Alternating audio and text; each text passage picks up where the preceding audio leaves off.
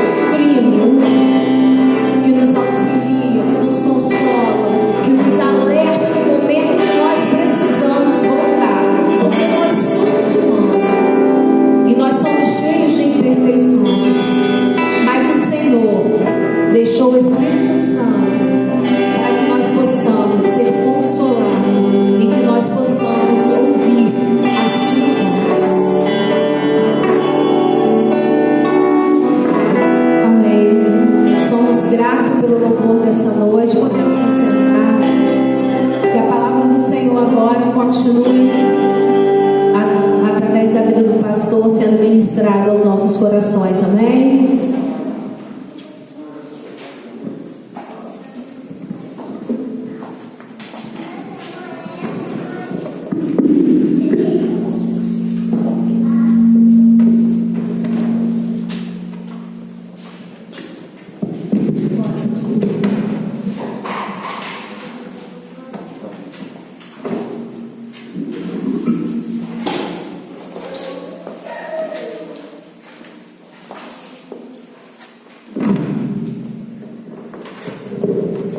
Amém, irmãos?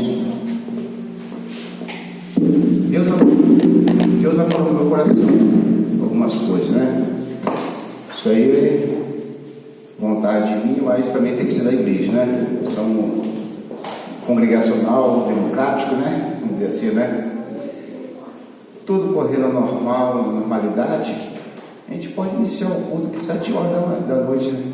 Um louvor, né? Uns 45 minutos de louvor, né? Na boa? Vamos começar já, quando voltar à normalidade, já começar a colocar isso em prática. Pode me cobrar. Irmãos, sem mais delongas, né? O horário vai passando. Hebreus capítulo 11. Uma hora é muito rápido, né? Quando a gente não tem o que fazer, a gente fica em casa, a hora parece que não passa, né? Mas sempre assim, momentos bons, rapidinho passa. Hebreus capítulo 11. Fique com Hebreus capítulo 11, nós vamos ler praticamente 3 textos. Eu quero falar com os irmãos, eu gostaria que os irmãos prestem atenção, porque a mensagem ela vai ser bem sucinta. Eu tive agora recentemente conversando também com um amigão, um amigo mesmo do coração. Ele é diretor do SET Senat, aqui de Campos. Ele compartilhando comigo, né, sobre a sua vida, como que está a correria. E ele estava falando assim: rapaz, a gente pensa que lá o quartel lá, o negócio é apertado, lá é muita cobrança. Se precisa ver que a cobrança aqui é fora, é muita cobrança.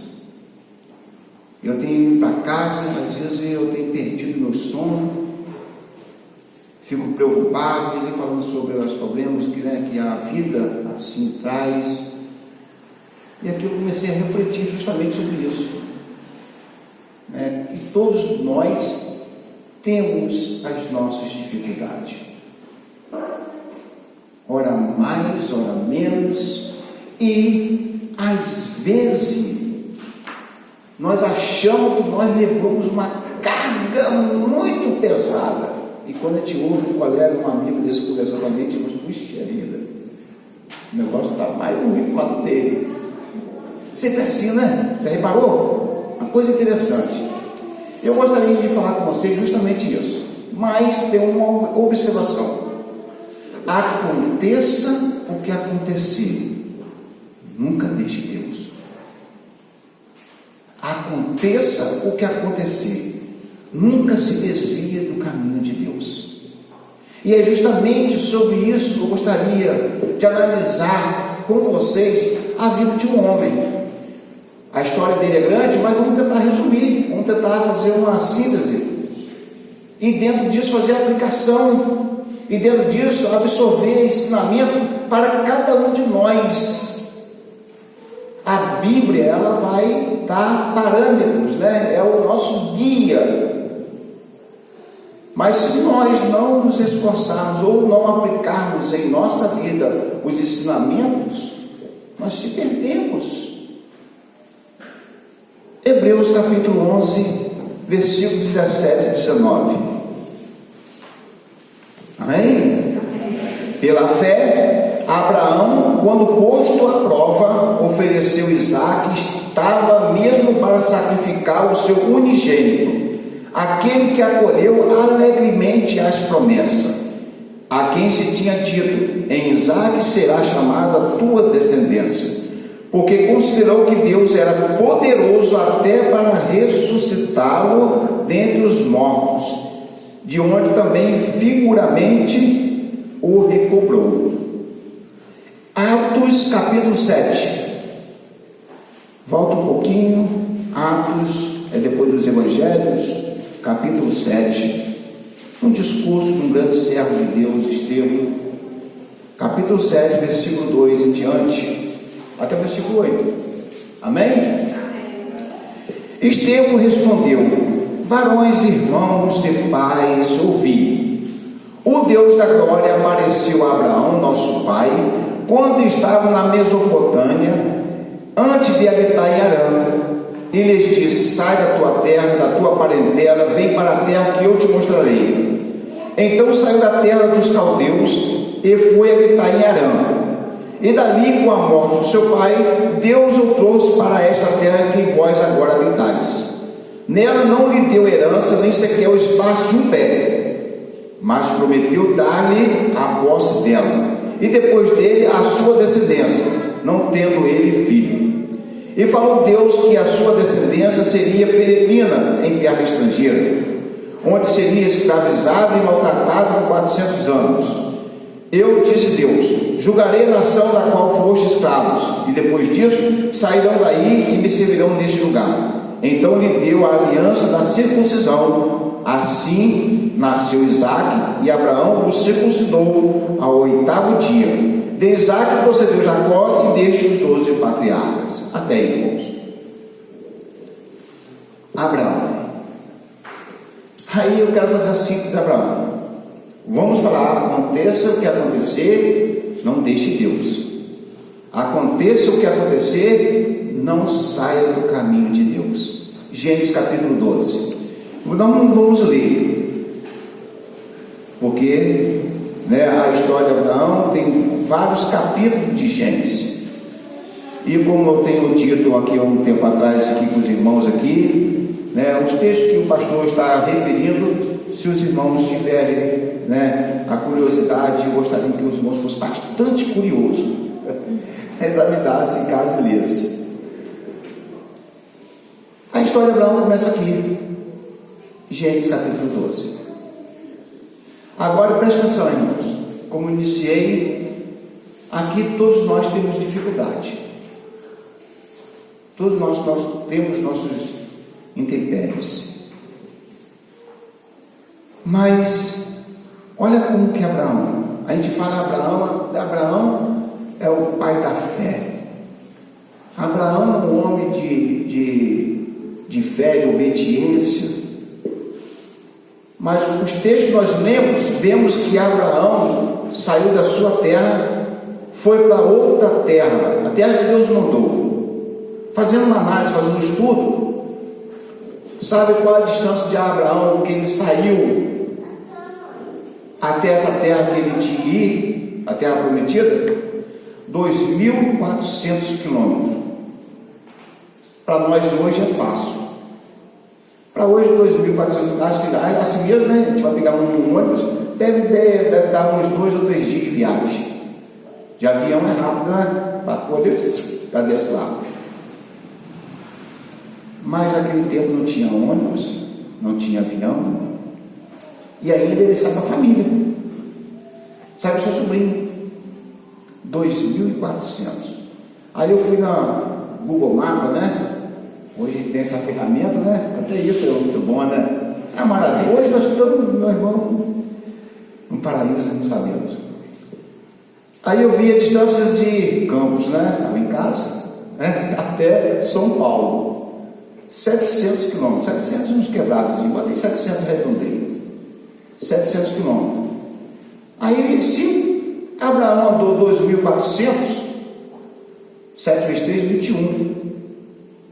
7 vezes 4? 7 vezes 3, 21. 7 vezes 4? 21. Já passou, Mas então foi 3 ida e meia. Vamos pensar assim, ele foi 3 vezes, foi e voltou até o Rio. Mais ou menos isso aí, a pé,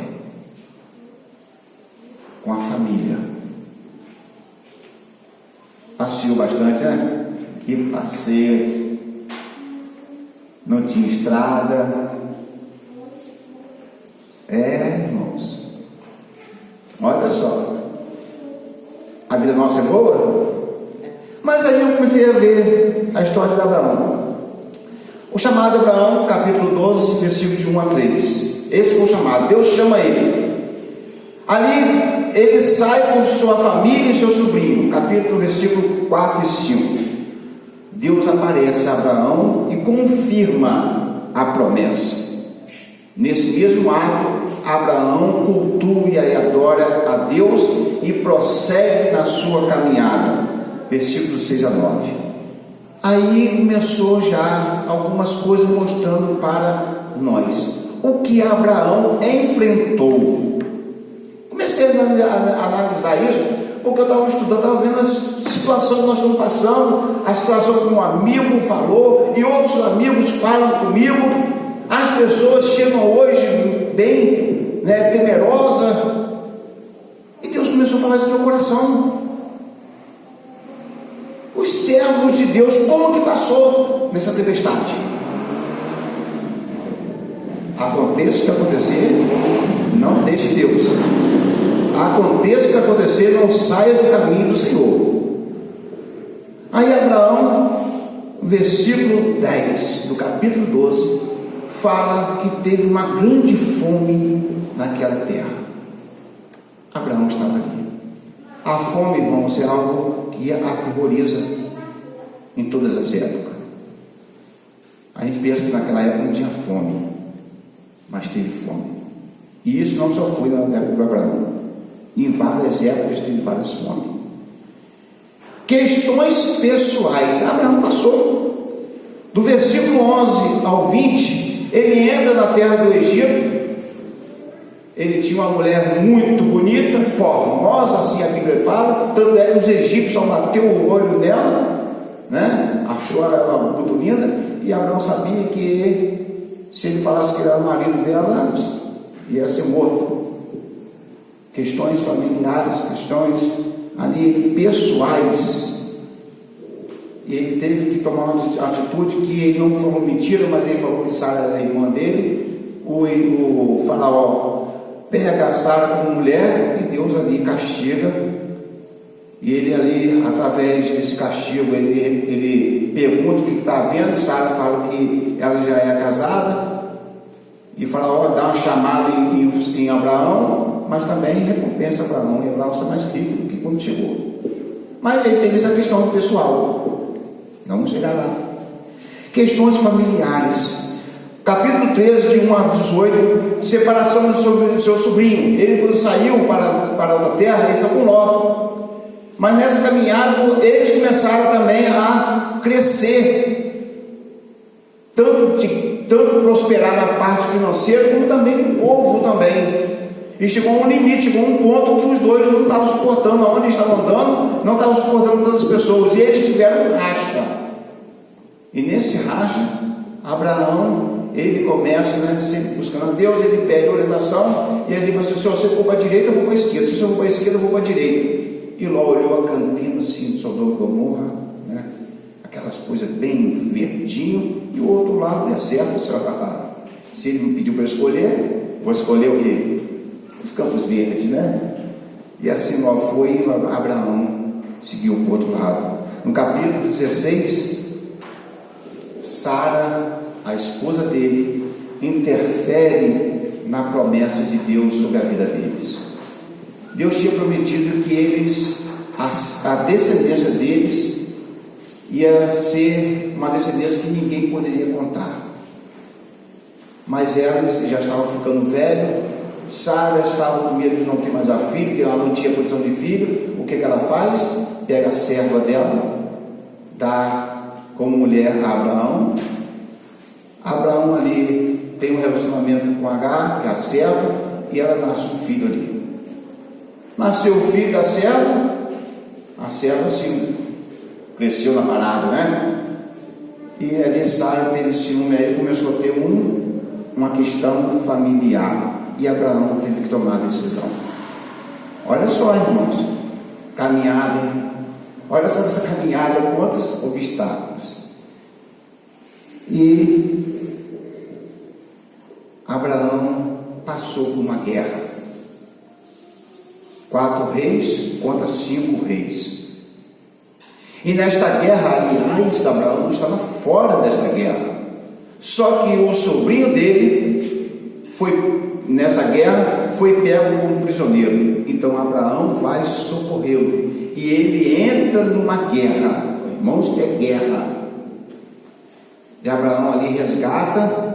Melquisedeque encontra com Abraão, abençoa Abraão. Abraão dá os dízimos ali a Melquisedeque.